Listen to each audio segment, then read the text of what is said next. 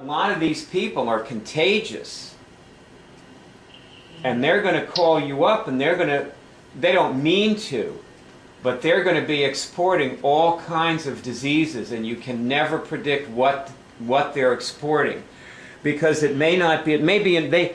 You can catch immune dysfunctions from people. Did you know that? No, I did not. No. Well, now you do. Okay. Yeah. So somebody's going to call you up with a big immune dysfunction, and you're a babe in the woods. You're immediately going to catch anything they've got, and then you and I are going to have to cure it. Okay. Yeah. And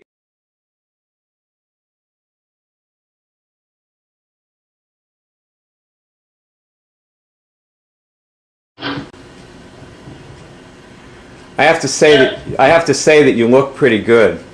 Oh, thank you. Thank you. Yeah. Yeah. And I notice you're a lot skinnier. Oh, you know what? Somebody said that to me a couple of days ago, that I can see you losing weight and don't lose any more. No, you want to lose all of it. I know, but it was a female that told me that, and you know what females are like. Yeah, I do. She's already envisioning a lot of competition there. That's it, yeah.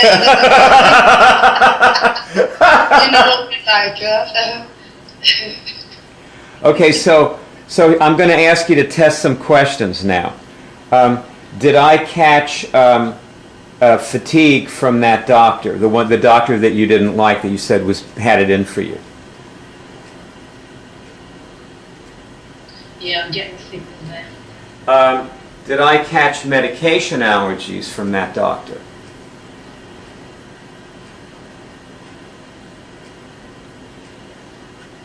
I'm getting a signal there as well. Okay, allergies are held in the gravitational and spiral bodies. Now, just about any disease that is in those bodies can be caught. Every disease that's in those bodies is contagious. Okay. You with me? So, things that people don't think are contagious, like cancer, are. Like women catch cancer from an uncle who rapes them when they're 3. When they're molested, and they get that. When somebody molests you physically or even verbally, it's possible that somebody could molest you verbally, and your gravitational body can pick up lots of diseases from that person that manifest 40 years later. Years after the person died, you've got the disease from this person. Now, the reason that I decided to jump on here and make this emergency filming, which I wasn't going to film with you. I was just going to, because you're going out in a minute. Yeah. Like you're leaving. You don't have time to sit and make a movie, but I had to get this on film because people need to understand this. You with me? Yeah. Yeah, the people that we need. There's something, I can't hear you very well. Put your microphone in front of your mouth, for one thing. Move your mic.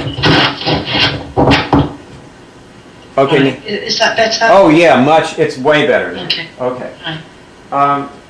Okay. See, you were saying to me that I put you in the front lines. Like I put your movies up on the web, and I've got you posting your telephone number on people's movies so they can call you and get help with their cancer. Yeah.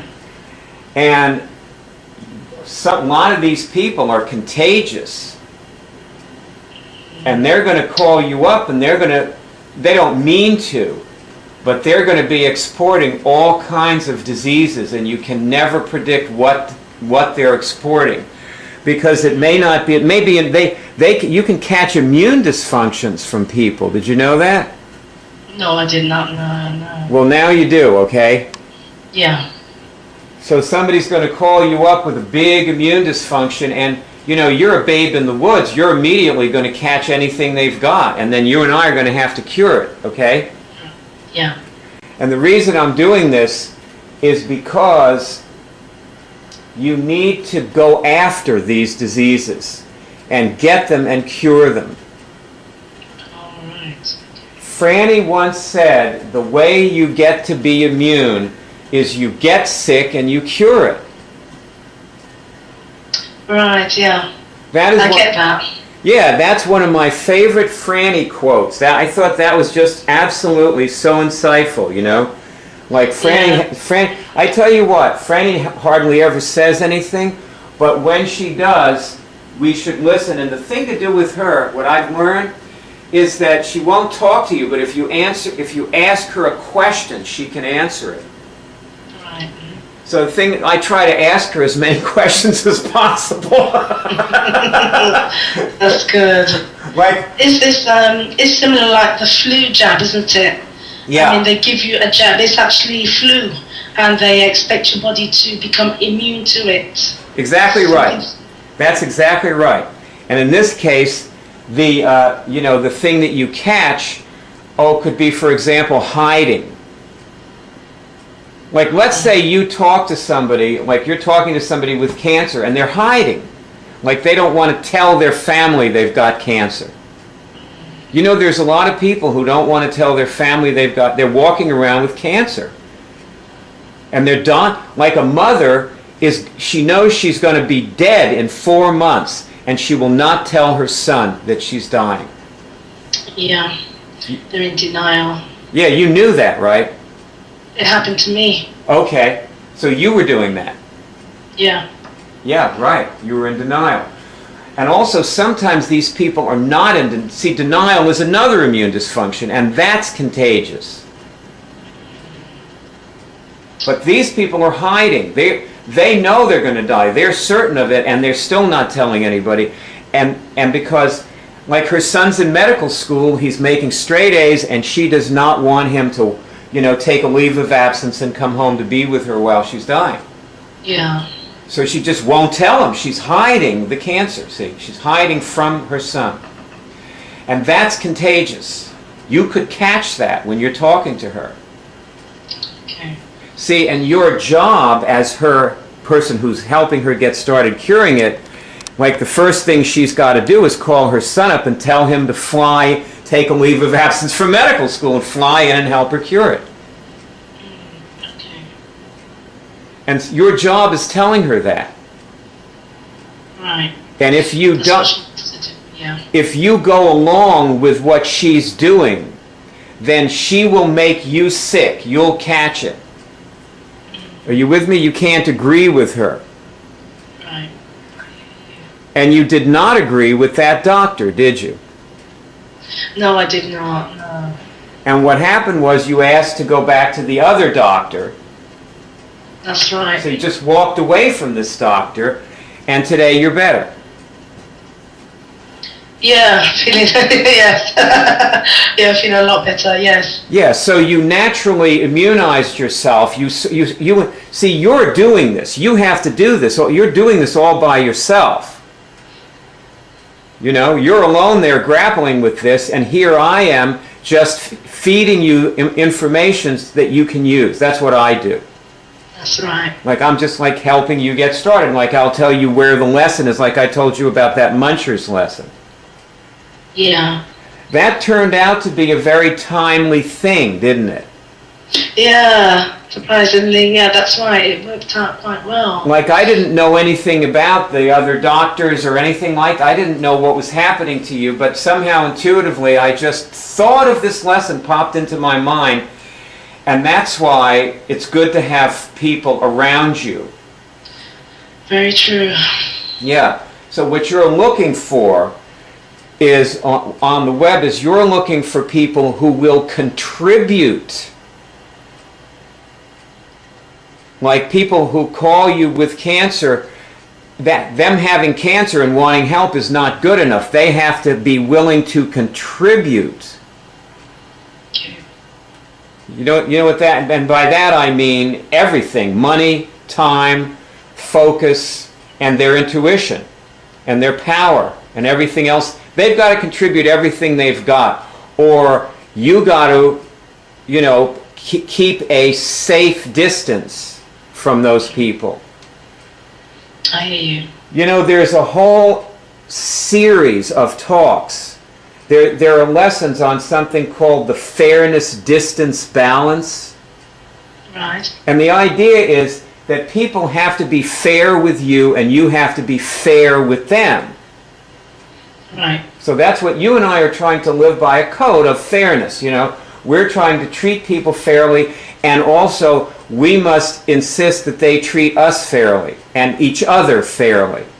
If people are treating us well, but they're treating themselves well, but they're not treating the people around them well, we have to immunize ourselves against that, or we're going to catch it. Wow. Yeah? That's big. Yeah. Yeah. So that's why I told you that you need to be in the front line, because if you're curing cancer, that's where you want to be. Because the more you expose yourself, all other things being equal, the more immune you'll get, the faster. Okay, I understand now. Yeah, I get Right. it. Right. So you ran into something that we see a lot of. You ran into a doctor who's actively exporting cancer and medication allergies and all these symptoms such as fatigue to her patients. Me, yeah. Yeah, you, but no, she's doing it with everybody. Right, yeah, that's right, not just me, yeah, that's right. She doesn't know that she's doing it, and she does not discriminate. She just is making everybody sick. Yeah, and it's an attitude as well that is not very conducive to the work that she's supposed to be doing. Test this question. Is it her attitude?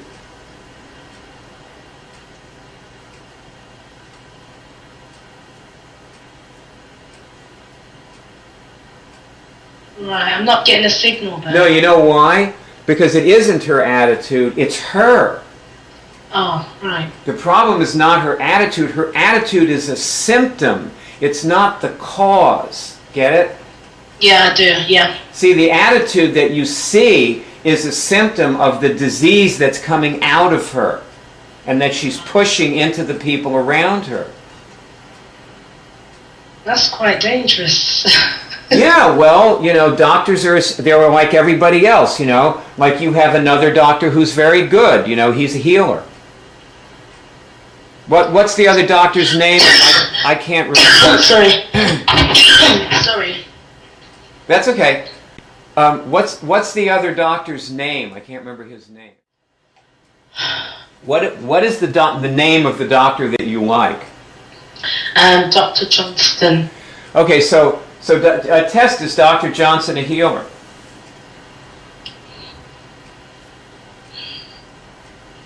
I'm getting a signal.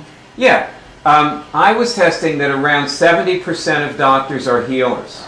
They're really good. I tested that many years ago. And like a lot of people hate doctors because the ones that are not healers, the sick doctors, they're more obvious. Mm-hmm. You know, the people who do good just don't get noticed as much in this world. Okay, yeah. That's true. That's just the truth. The bad people are always the loudest. Yeah, that's right. You know, they're always the loudest. So our job is to find the good ones. We're looking for the good ones. Okay? So we're trying to sort through people, and that's what you're doing in the front lines. You're finding people who are going to cure their things, and then you're helping them get started. Yeah? Good? Yes. Yeah. Yeah, it's good. Okay. All right. Area code 813-672-3419. Ta-da, ta-da, ta-da.